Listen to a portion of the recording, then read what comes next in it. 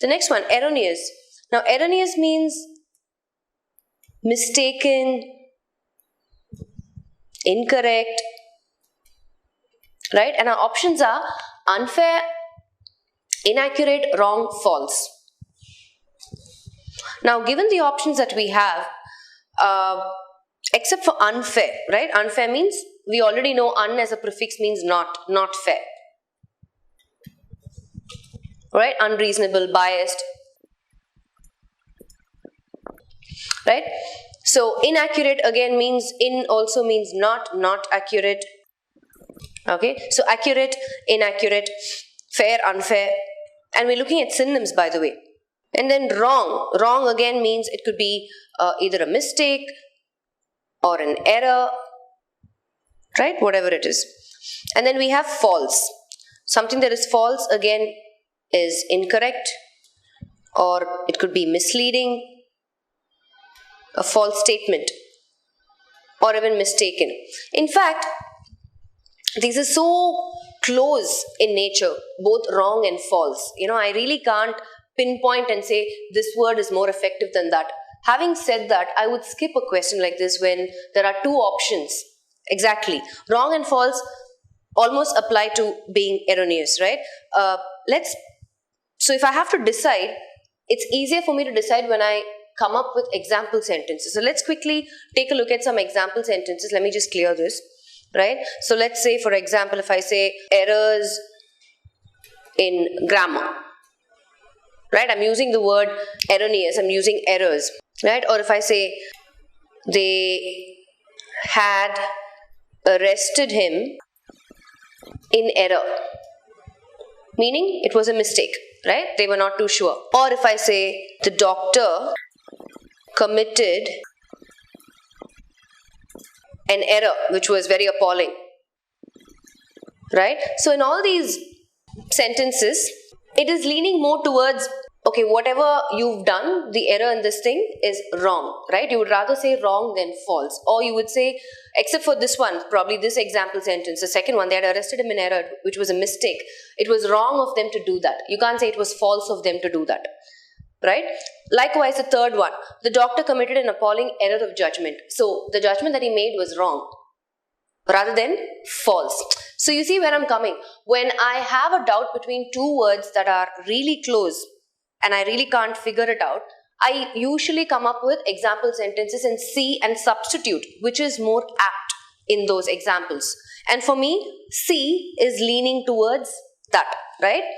So I would go with option C. Erroneous, option C. Yeah? So let's move on. So likewise, when you have two or more words where you're not too sure, come up with your own example sentences with those words and try and substitute the two options and see which is more appropriate. The next word, wary. When I say you have to be wary of something, let's look at an example sentence to understand the meaning of this word in case you don't know it. My mother always told me to be wary of strangers, which means when it comes to strangers, I need to be careful. I need to be cautious. I need to be skeptical. I should watch out, basically, right? That's the meaning of wary. So, watchful is a synonym. Kind and free again are unrelated words. The exact opposite antonym is careless. If you have to be careful, wary of strangers, the opposite is careless.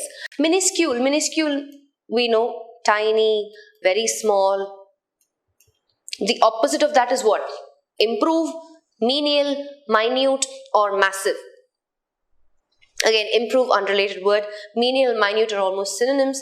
The antonym for minuscule is massive. Something very tiny, very small. Massive is huge. So, not very difficult words. Synonyms, the first word that in front of us is viable and the options are capable, bright, workable, useless. So, if I say a couple of collocations that come to mind quickly to me is a viable plan, right? Something that is highly practicable, or something that gives some sort of a continuous, something that's very effective, right? So capable talks about the ability of something, yeah, bright, unrelated word. Workable, so when I say something is workable, which means this is doable, this is practicable, right?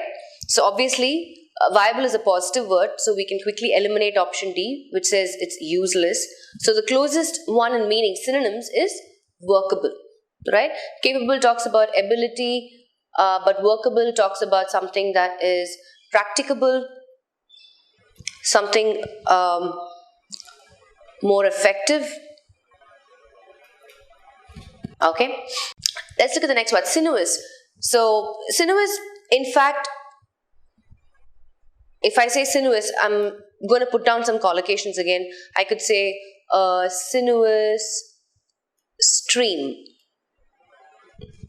or a sinuous grace of a dancer, right? I can relate grace of a dancer. So we're talking about some sort of a supple and lithe movements. So having said that, straight, not an option here. Serene means quiet, peaceful, again, not an option here. Transparent, clear. Serpentine, on the other hand, it's resembling a serpent. So when I think of a serpent, a snake, I'm talking about same thing, supple, lithe movements, right? Not straightforward. And when you call somebody a serpent, if you call someone a snake, you're referring to them as being very devious, right? Scheming. So the closest in meaning to sinuous, keeping in mind sin, right? The word, where you're not doing the right thing. So serpentine would be the closest in meaning to sinuous.